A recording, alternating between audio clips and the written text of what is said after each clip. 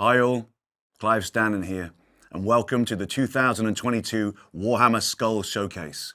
Skulls is the annual celebration of Warhammer video games, and we're going to kick off the next week of promotions by taking a look at some of the awesome titles and updates on their way soon, including Space Marine 2, where I voice the part of Titus of the Ultramarines. So sit back, strap in for some exclusive world premieres and reveals.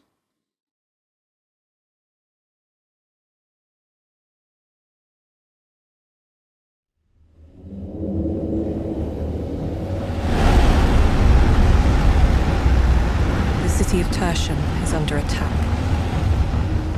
My city. A dark tide of chaos is rising. Our best fighters are falling.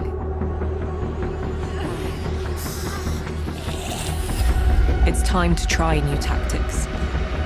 Something different. Something desperate. We take you, the outcast and the criminal, the lost and the damned, because you have nothing left to lose.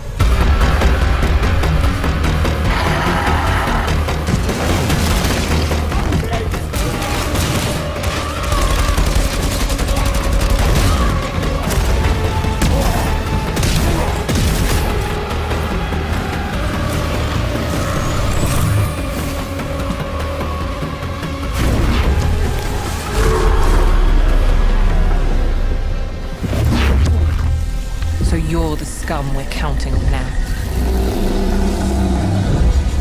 And if it's come to this, then God Emperor help us all.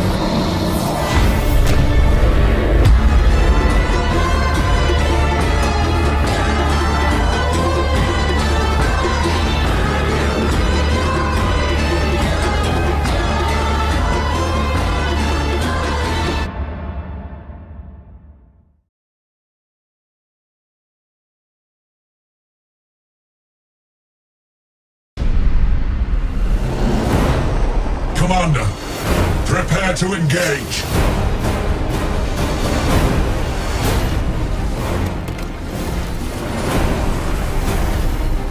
The bloom is mutating. New and potent strains now plague the sector. Your knights must be ready, Commander. The time has come. Knights of Titan, you are the instrument of the Emperor's will. Me, heretics! Failure will cost many souls. The bloom's power here is overwhelming. We will infect the realms of chaos with our purity. Perhaps it is time to deploy more proactive tactics.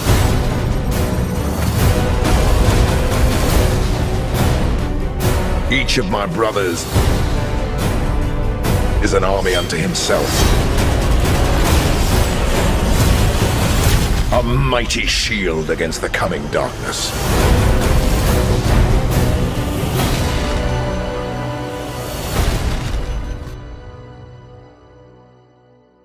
Hello, Warhammer fans. I'm Noah Dexter Jackson, CEO and Creative Director at Complex Games. I hope you enjoyed that trailer, which celebrates the incredible response we've had since launching Warhammer 40,000 Chaos Gate Demon Hunters on Steam and the Epic Games Store this past May. For many of us, working in the Warhammer 40,000 universe has been the realization of a lifelong passion for the hobby. And alongside the legendary Aaron Dembski-Bowden, we've built an immersive story set in the grim darkness of the far future, a brutal struggle between the Grey Knights and the forces of Nurgle, led by none other than Mortarion himself. We've been overwhelmed by the support of our community since launch, and we love seeing the stories you've created for your own squads as they battle against the chaos plague known as the Bloom.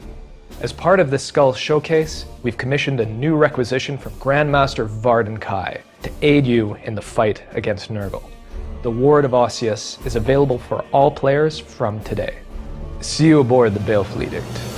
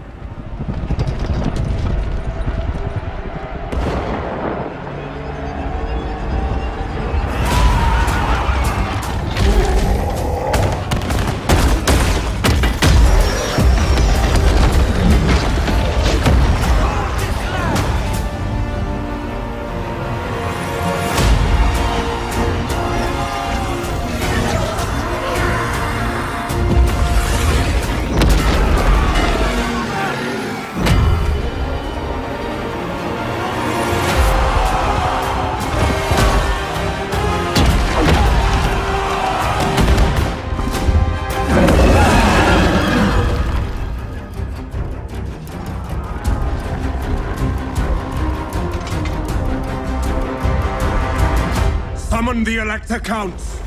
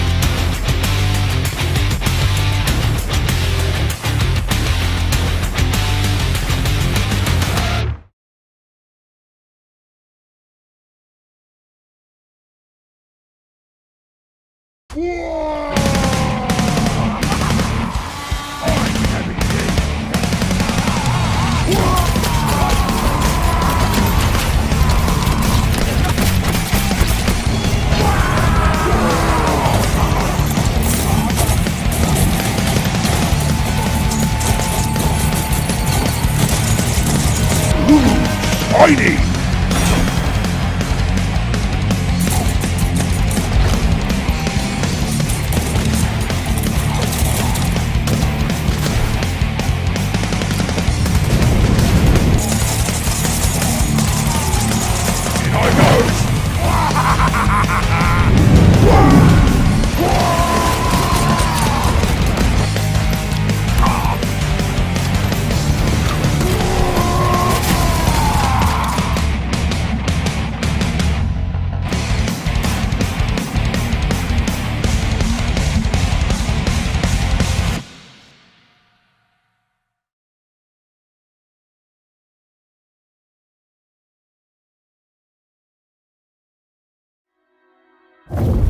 Welcome, mortals.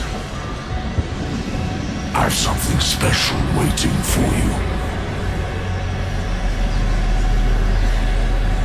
I hope you don't mind, but I made things a little more challenging.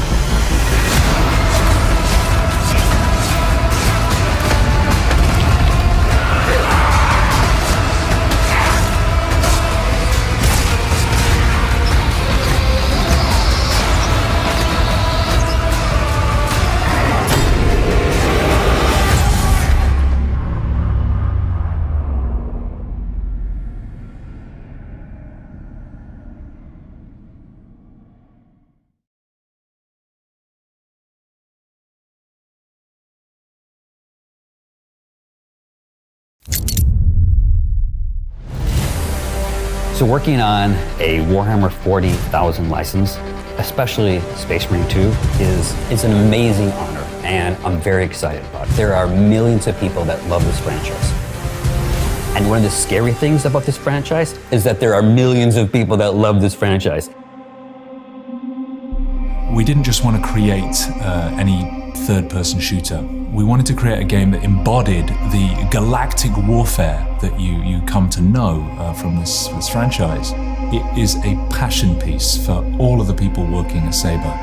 You know, these are people who've read the novels for years, who've played the games, and so nobody has higher expectations than us. I'm playing physically what amounts to like a super galactic space warrior. You know, these guys are 2.5 meters tall. They're probably about 500 pounds before you even put the armor on top of them, and their armor, it's ginormous. How do you recreate that? And then you see it, and you know, suddenly I am 2.5 meters tall, and it's pretty amazing. Most human beings in this world will never see a space marine. They're the stuff of legends. They're known as the angels of death. His angels. When one appears on a battlefield, it's like seeing an angel of God. Well, Titus, you know, he's been there, done that, seen more than all the other Ultramarines. He's an apex predator. Yeah, everything he does with purpose, everything with intention, everything with extreme power. People who've read the books will have expectations about how Space Marines fight, and so that's been our guiding principle behind the gameplay that we created. One of my favorite parts of the trailer release at the Game Awards was watching the feedback that people gave afterwards. And I saw all this excitement over just a tiny few snippets of gameplay. And I just kept thinking, wait till you see what we got for you. Wait till you see what's next.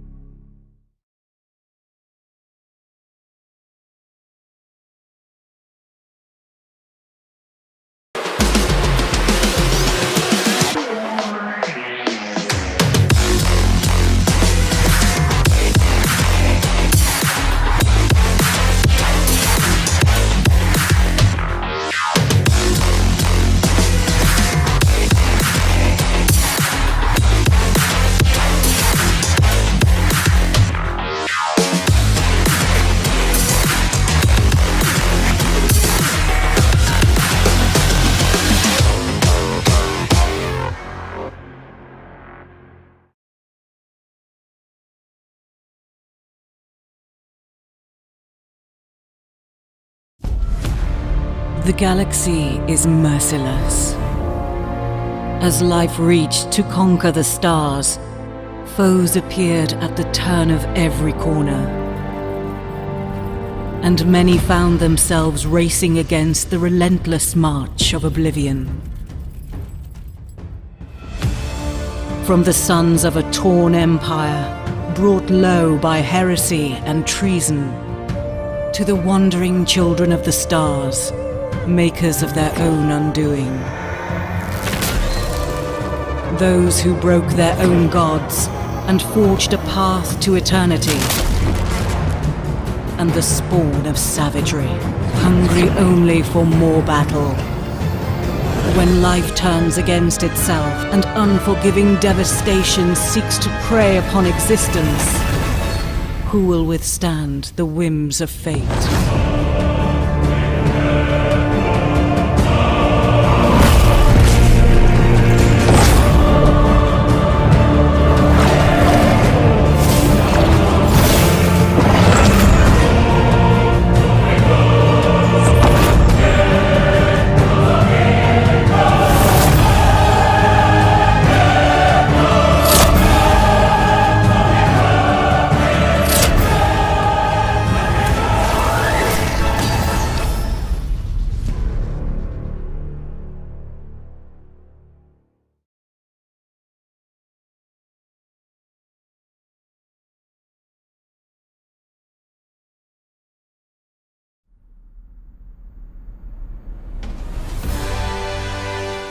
Greetings, Blood Bowl fans and coaches of all stripes.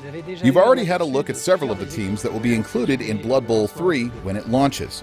This year, some of you were even able to try out the game in closed beta. Today, we're pleased to be able to tell you a bit more about two teams that will be making their first appearance in the game: the Chaos Renegades and the Old World Alliance. What these two teams have in common is that they're made up of several players that are usually in other teams.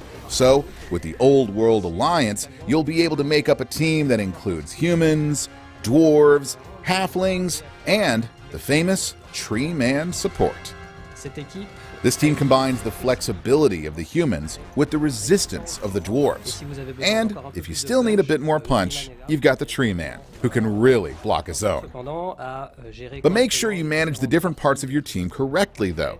Basically, the humans tend to refuse to pass the ball to other players, and the dwarves play very independently, which might make you use up too many rerolls. We had fun designing new, unique customization options for this team, with markings from both the human and dwarf teams, so there is a single team look rather than different ones. And this is especially obvious with the Tree Man, who has a really unique look. The Chaos Renegades, for their part, are an unlikely alliance of humans, dark elves, Skaven, and greenskins, alongside the big guys of Chaos. One small point that sets this team apart is that it can recruit up to 3 tough players, so they really are devastatingly strong and intimidating. Because of their allegiance to the gods of Chaos, every player on the team has special access to mutation skills, giving them a lot of flexibility. Blood Bowl 3 has also given us the chance to highlight a new, major game feature, the pitches, which have specific gameplay rules. Today, we're going to give you an early look at 3 of them. The first is the Chaos Chosen pitch, with mounds of skulls, stone pillars swaying in the magic wind, and molten lava. It is clearly a pitch occupied by dark forces. The pitch starts out in a completely normal way, but if one of the players from either team ever spills blood during the first half, it will draw the attention of demonic entities. In the second half, heat and lava will make the game a lot more complicated. Sprinting players will trip and fall more easily, and some of them may even be forced to miss entire drives if they succumb to heat stroke. The second of these pitches is dedicated to one of the 4 gods of chaos, Nurgle, the god of disease, decay, and rebirth. At first, the pitch is dormant, but if any player is ever unfortunate enough to die on this sacred ground, then the pitch will awaken from its slumber. Carnivorous plants and swarming worms, what had been silent starts to hum with life. Fast players are more likely to fall down, and it becomes difficult for them to interact with the ball, encouraging a slow and defensive game, which gives Nurgle's team a particular advantage. The third of these pitches is that of the Dark Elves. What's special about this pitch is that it was built over water, but there's more. Beneath the waves lurks a monstrous sea creature. And beware, if either team scores a touchdown in the first half, it might stir. A roaring crowd awakens the impressive tentacled monster. During the second half of the match, the pitch is partly flooded, and stunned players will have trouble coming around. The players will also have to move more slowly in order to avoid the monster's tentacles. So, now I'd just like to say I hope you all have a great day, great matches, and of course, a little bit of luck with the dice. We hope you have enjoyed all these new features. We genuinely can't wait to show you even more. Blood Bowl 3 holds some more tremendous surprises for you. So, we will say, see you soon on the pitch, coaches.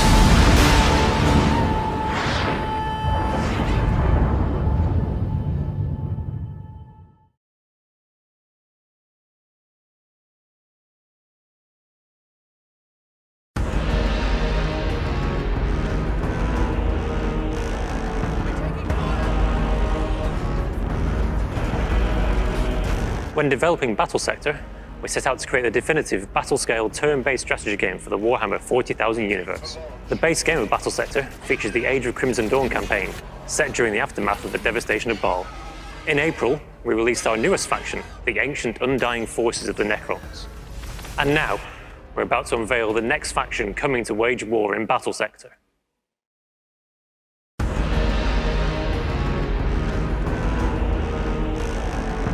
The full ranks of the Sisters of Battle are coming to Battlesector. This summer, they will become a fully playable, fleshed-out faction with a complete roster ready to bring the Emperor's judgment to all who would defy them. The Black Lab art team are currently hard at work creating the models. Their goal is to accurately represent the Adeptus Sororitas and allow the Order's militants to purge all heresy from Battlesector. You can expect the Sisters of Battle to be available as a DLC this autumn. Battlesector is constantly expanding with free updates as well as new DLC content. These free updates contain new content and features, developed by the Black Lab Games team, but listening to and constantly working with our community. We are announcing today that there is going to be a new game mode available, on top of the story campaign, single and multiplayer skirmish, and planetary supremacy. The Ordo Malleus have named it the Demonic Incursion. The demons of Khorne are coming to Battlesector. In these first stages of their invasion from the warp, they will be a formidable foe that players will encounter on the battlefields of planetary supremacy. Players will be challenged to face never-ending hordes of demons, which keep arriving through rifts into the realm of chaos. Dare you hope to survive? The inclusion of a survival mode adds yet another new way to play Battlesector, allowing players to challenge themselves against the horde and to compete with each other to get the highest scores. We don't have a confirmed date for its release yet, so expect to hear more from us over the course of the summer. 2 months ago, when we added the Necrons, we released a free update that contained the new Planetary Supremacy campaign mode. It's a single-player sandbox campaign that can be played as any faction. The goal is to dominate the planetary sectors by conquering the board where every tower is defended and will trigger a new battle. All battles are fought across procedurally generated maps, and all feature different AI opponents. We're committed to continually developing the game by combining the dev team's plan, but also listening to our community's feedback. One of the most requested features was for more options for army progression. You've been heard, and it's high on our priority list. We are adding more variety in the armies that you battle against, such as the Demons of Khorne. We are also going to review and expand the overworld strategy map. Planetary supremacy will be updated constantly and regularly. These are just the things that are next on the list. We have further plans to update and expand the Planetary Supremacy campaign and continue to listen to the community. I will let you know about what's coming next in the next few months. The far future may be grim and dark, but it's bright for Battlesector. And we can confidently say that it will continue for years ahead as well. We have very ambitious plans for Battlesector, including new factions, new units, new game modes, and new features as we continue to create a definitive battle-scale, turn-based strategy game for the Warhammer 40,000 universe. Just between you and me, I've heard whispers on the auspex of what new forces might be arriving in the future. I can't say anything about it yet, of course. The Officio Assassinorum will be having a quiet word if I did. Let's just say we got some really cunning plans.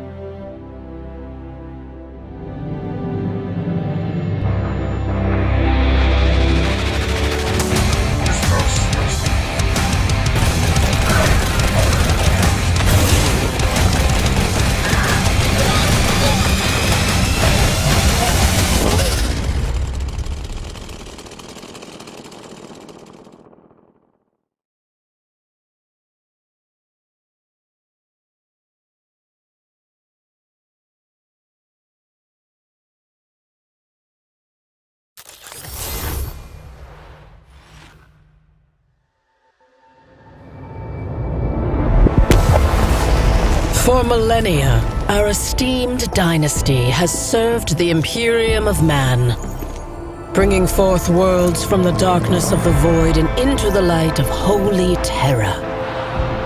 Yet I am but an instrument of his will, a sword in his hand. In his great wisdom, the Emperor bestowed a sacred mission upon his followers most true. To explore the frontiers uncharted. To claim relics unthinkable. To thwart threats unnumbered. And I, too, come the day I dread, will leave this mission to you, my heir.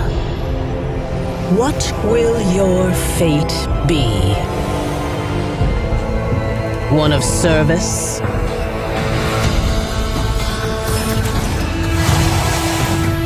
Of glory?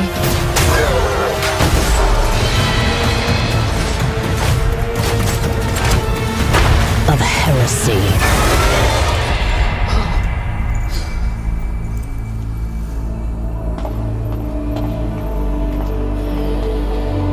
One can only hope it will be better than mine.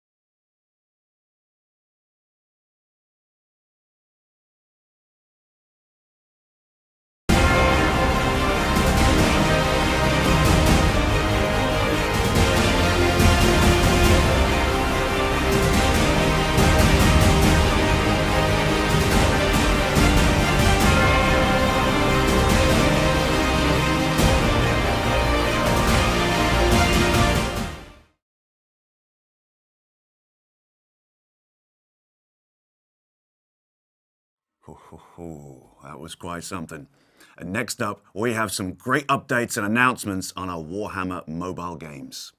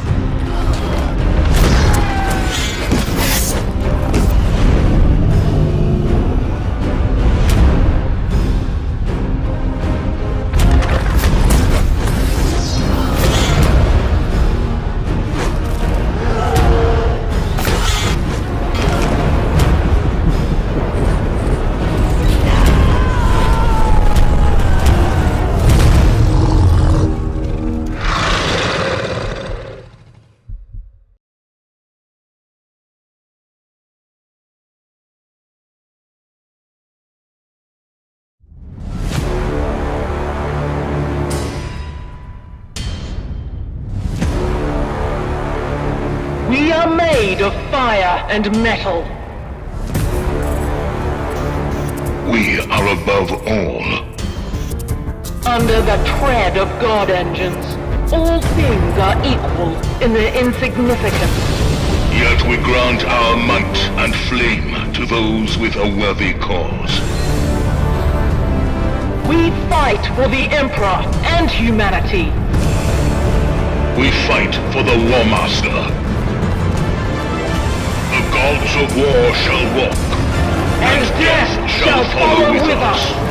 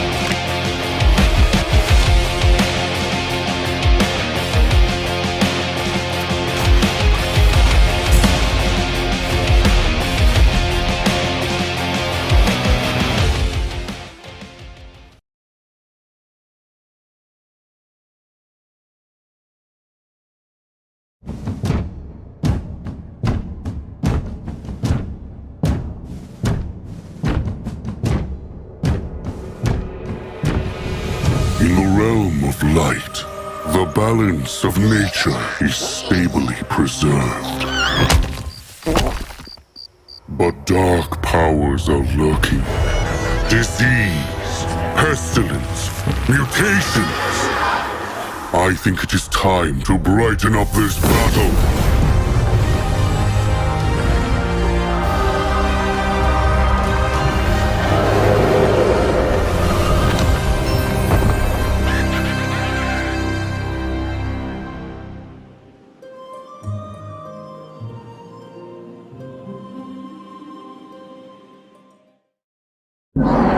Valinor, the Stoneheart King, has entered Sol Arena.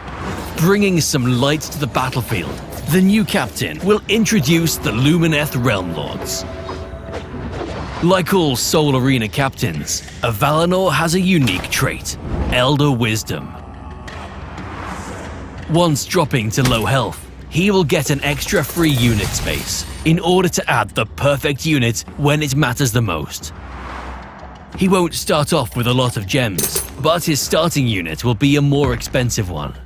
The Valinor unit pool is unique in the sense that he is not only able to use most of the known Order units, but also the new Lumineth faction.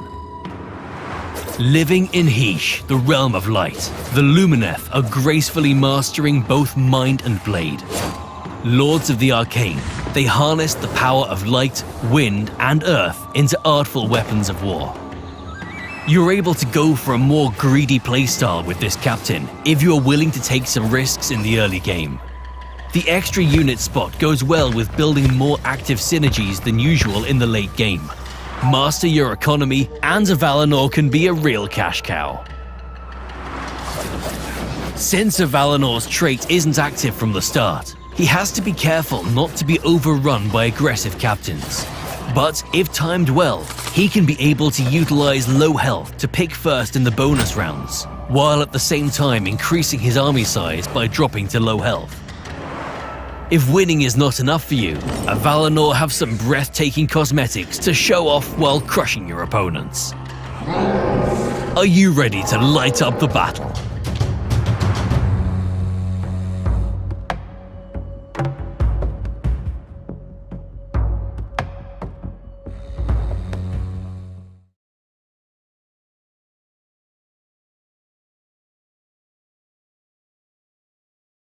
It's time, boys!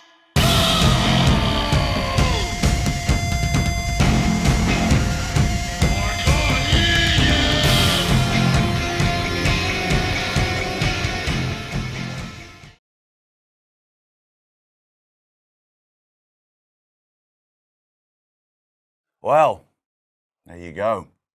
That certainly didn't disappoint. You can learn more about all of the games featured in the showcase and where to play or pre-order them by visiting warhammer-community.com/skulls. And while you're there, don't forget to check out all of the Warhammer video games that are running promotions for the next week.